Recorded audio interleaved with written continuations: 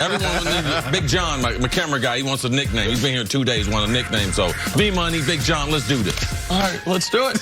I called him V-Money, and you guys said never call him that again. I said never call him that again. You were totally correct. But I put something on it, though. It sounds a little different coming out of his mouth than yours, Jenna. I got to be honest. Well, at least you're on it. Sixers, Raptors, they'll play Big Game John, 5 what up, baby? tonight. This series tied at 2 games apiece. Toronto owned Game 4 thanks to Kawhi Leonard and his 39 points. Joel Embiid, who was sick before the game, only had 11 points for Philly. Head coach Brett Brown said he still didn't have an update on Embiid's status ahead of Game 5. Vinny, what do you expect tonight? I expect... Oh, wait. Do we know if Joel Embiid is playing? Do we know if he's sick? We don't know. Do we know if he has the runs, the diarrhea, or something like typically that? He has an update like 6:30 in the morning. Oh, okay. So we haven't heard it quite yet. Yeah. Okay. Typically, he texts the coach in the morning so he can scare the shit out of the coach. Yes, There you go. That's what he did. That's exactly what just happened. Let's assume he's playing. Let's assume Joel Embiid's playing. Okay, if we assume he's playing, but how well does he play? Because after Game 2, you could say, all right, maybe Joel Embiid is the best player in this series. And then after Game 4, you were like, wait a minute. Kawhi Leonard is the best player in this series. We still don't know who the best team is in this series, but we know that Kawhi Leonard is the best performer here. Now, for me, I think Kawhi Leonard's going to play his best game. And if you're on the road and you're Philadelphia, you can't depend on your role players tonight. This has to be a Jimmy Butler and Joel Embiid game. And because it's going to be a Jimmy Butler game, it means that there's not going to be a big Ben Simmons factor because he's not a factor when he doesn't have the ball. To me, that is the biggest dichotomy of all of this for Philadelphia, is that to maximize your best performer, which has been Butler, you have to minimize your most important player, which is Simmons, which leaves Embiid as a total wild card, and you don't know how he's going to perform from night to night. Is Ben Simmons really the most important player? Because he hasn't really been, especially you saw Jimmy Butler is now taking command. This offense is now seemingly going through Jimmy Butler. Ben Simmons has been a non-factor. But that's Ben Simmons being a non-factor is one of the reasons that the Sixers have not been able to, in my mind, fully take advantage of a Raptors team that right now is not doing a ton great, except for employing Kawhi Leonard. The bench has not been great. Pascal Siakam in Game 4 was not very good himself. They clearly miss OG. Fred VanVleet is MIA totally. So Philly, if they had been playing, because Jimmy Butler's playing better than I think would have been fair to anticipate, given how up and down he was all season. Jimmy Butler's been consistent.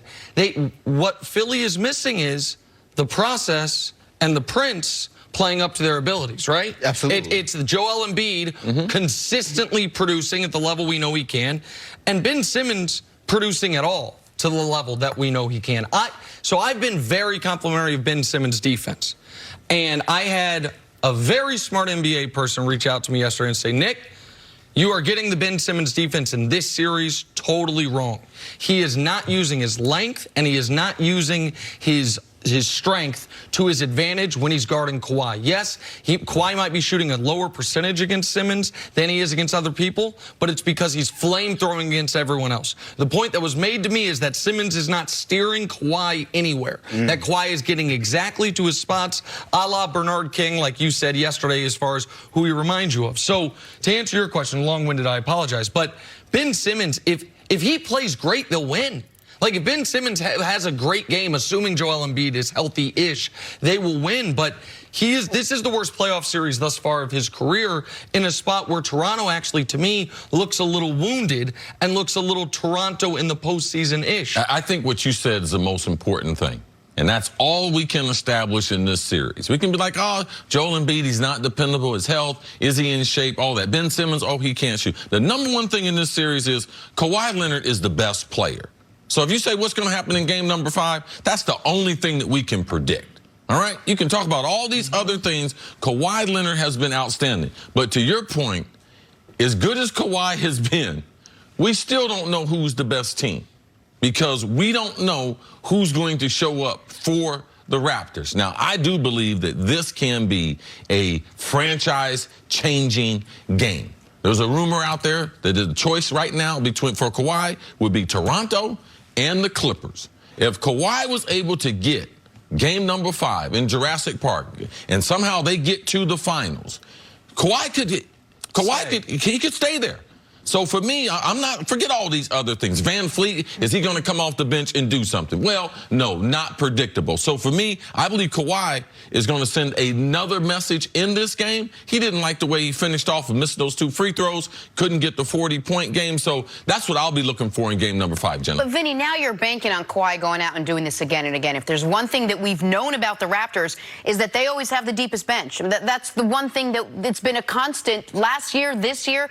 They've all but disappeared. Now you got to bank on Kawhi giving you 39, 40, 41 points a night? Well, not that production, not the number. But to me, look, we can say all we want to say about the bench and the role players. Sometimes stars got to be stars. This is a star league. This is the league where the best players have the ball in their hands the most time, and they can have a disproportionate effect on the game compared to anybody else, whether that's Kawhi or Jimmy Butler or Embiid or Simmons, whatever it is. Like, you have to call those guys and put the responsibility onto them. And if that's Embiid, who went from basically calling himself he called himself the process as in the entire Philadelphia process, and cupping his hands to the ears of the Philadelphia fans and egging it on and all sort of type of stuff, right? Okay, if you're going to do that, be the guy.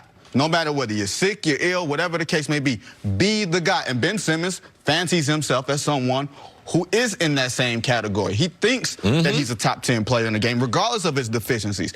If that's the case, be the guy. And there's an element of this to where Philly has to look back on game 4 and say, okay, with a minute left, it's a 1-point game. Up to that point, Joel Embiid had made 2 shots. Ben Simmons had made 2 shots. Kawhi Leonard was playing out of his mind. And it was a 1-point game with a minute left. That even they could have won game 4 with their two best young pieces, if not young players, because Butler's there, were playing terribly. Kawhi was playing great, and they still were right there until the very end. They know their complementary pieces, shockingly, are outplaying the Raptors' complementary pieces. I wonder if that travels north of the border tonight. All right. Leave it there. Take a break. Vinny, stick around. Coming up.